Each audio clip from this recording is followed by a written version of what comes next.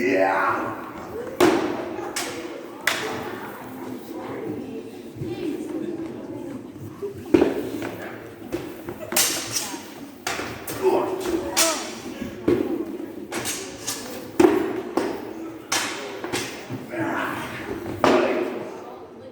Yield, I yield.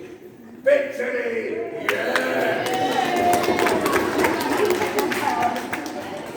Well, good afternoon, everyone. Welcome to the Oriental, and for the purposes of this display, the Self-Defense Gallery. Indeed, this is Andrew. We're two of the staff who are here every day to try and bring things to life for you.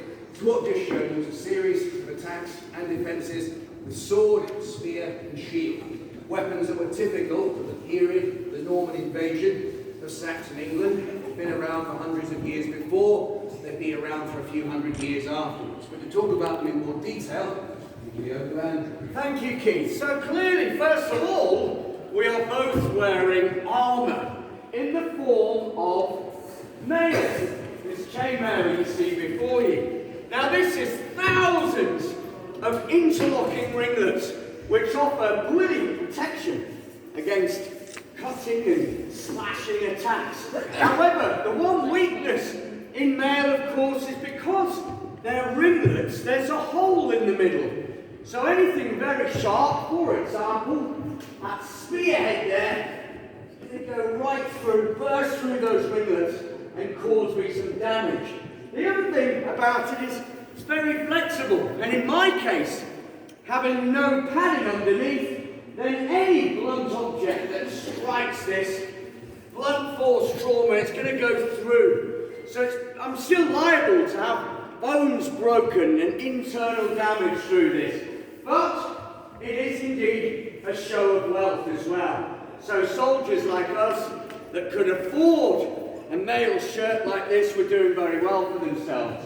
Now, Keith has chosen to use a spear. And we've been using spears as long as we've worked out how to sharpen long sticks.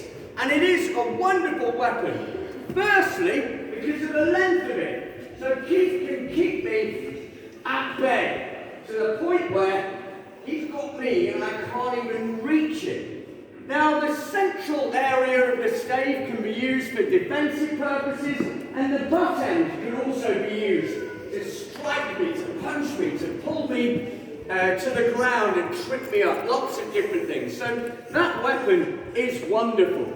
Now one of the best combinations against this spear would be a sword and a shield, because with the shield I can defend myself and attack all at the same time.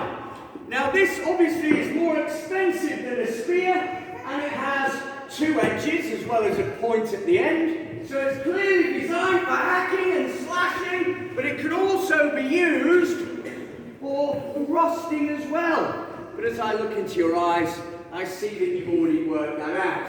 Now, the shield, you may think, is purely here for defensive purposes. Well, you'd be wrong.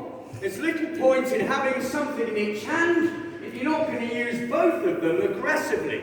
So, for example, this spherical dome of metal here to protect the hand can be used as a knuckle duster to strike Keith round the face with. The edge, the rim of this, can be used to send Keith to the dentist, and the entire thing can be used aggressively just to punch and beat him around the space, which I will be doing quite a lot of today.